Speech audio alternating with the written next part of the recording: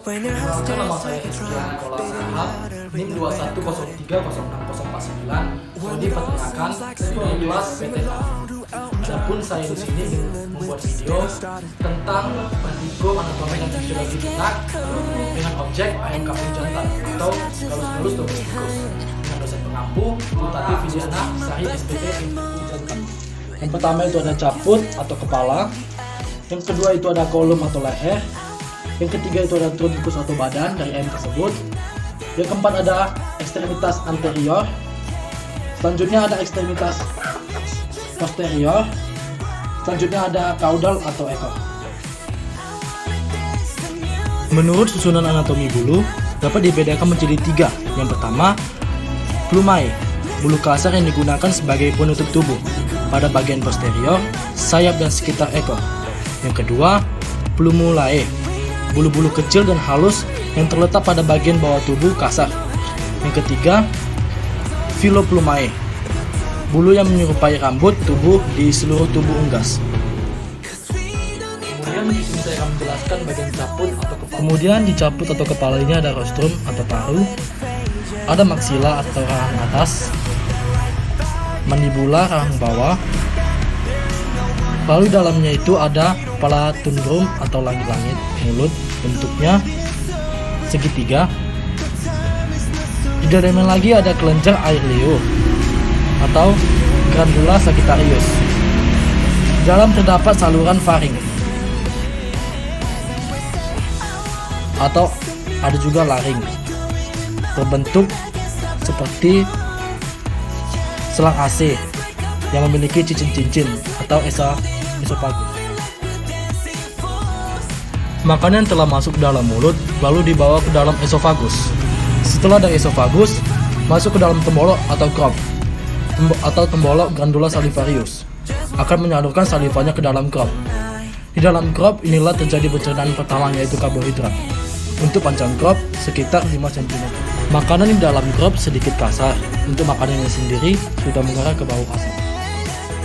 Setelah dari crop, makanan akan masuk ke dalam proventriculus, letaknya bersebelahan dengan crop. Dibawa masuk ke dalam ventriculus atau gizat yang berfungsi untuk menghaluskan makanan. Teksturnya jauh lebih halus, warna lebih gelap, aroma jauh lebih asam. Di dalam ventriculus ada grid berbentuk seperti penggiling berbentuk kerikil, berfungsi untuk menghaluskan makanan. Makanan yang sudah halus akan dibawa ke intestinum. Di dalam intestinum ada duodenum yang masih menempel di pankreas. Ukuran duodenum ini sekitar 18 cm. Makanan lebih cair di duodenum, lebih kecoklatan dan lebih asam. Jejunum atau usus kosong, panjangnya kurang lebih 36 cm. Kemudian ada ileum, panjangnya sekitar 26 cm. Untuk warna ileum lebih gelap, tekstur mulai sedikit mengental atau mengeras. Untuk aroma mengarah ke bau atau membusuk. Selanjutnya intestinum crassum. Di intestinum crassum ada cecum atau ceca berjumlah 2 buah, panjangnya sekitar 10 cm. Rektum terjadinya penyerapan penambahan bakteri. Pembusukan akibatnya makanan sedikit lebih busuk yang akan dikeluarkan melalui lubang kloaka. Panjang sekitar 9 cm dan aromanya membusuk disebabkan oleh bakteri. Kloaka merupakan lubang 3 saluran, yaitu saluran pencernaan, alat reproduksi, dan sekresi. Selanjutnya alat pencernaan tambahan, pankreas, hati, kantong empedu atau vesika velea. Pankreas terletak antara duodenum. Pankreas terjadi kelenjar endokrin dan eksokrin. Endokrin berfungsi untuk sekresi enzim. Glukagon membuat karbohidrat. Eksokrin untuk mengekresikan pankreas first. Hati atau hepar di dalamnya ada kantong empedu, warna kehijauan. Fungsi sekresi empedu mendeteksi racun, menyimpan karbovitamin, metabolisme protein, karbohidrat dan lemak, destruksi sel-sel darah merah, pembentukan protein plasma, menghancurkan asam urat, juga menghasilkan empedu. Terletak di belahan hati. Kantong empedu berukuran kecil berwarna hijau kehitaman. Kalau pecah terasa pahit. Fungsi mengaktifkan lipase pankreas, mempercepat kerja amilase, membantu emulsi lemak, membentuk vitamin yang larut di dalam lemak seperti ABX, memiliki antiseptik untuk memecah lemak. Sistema nervosum. Sekarang kita akan membahas tentang sistem nervosum atau sistem saraf pusat. Di dalam sistem saraf pusat terdapat cerebrum atau otak besar. Kemudian garis yang di tengahnya adalah hemisfer cerebri. Ini garis di tengah. Lalu ada lobus olfatorius atau belahan otak.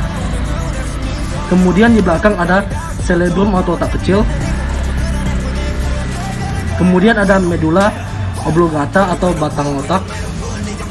Lalu di bagian dalamnya ada medula spinalis atau sumsum tulang belakang. Kemudian kita akan membahas sistema respiratorius atau sistem pernapasan. Ini merupakan paru-paru atau pulmo yang paling atas. Kemudian ada trakea atau salurannya. Kemudian ada bronkus di samping kanan dan kiri. Lalu ini ada merupakan pulmo. Ada pulmo dexter dan pulmo sinister. Kemudian kita akan membahas traktus circulatoria atau sistem peredaran darah. Dari jantung, kor ini merupakan atrium kanan. Kemudian ada vertikal kanan. Lalu ada atrium kiri dan vertikal kiri.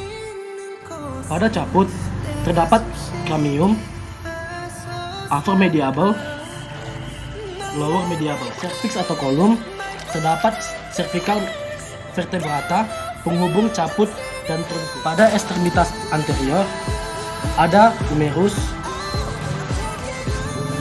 radius,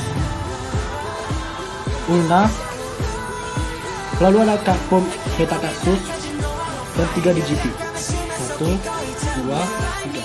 Pada ekstremitas posterior ada tulang paha atas, tibiotarsus atau persatuan tulang tibia dan tarsalia.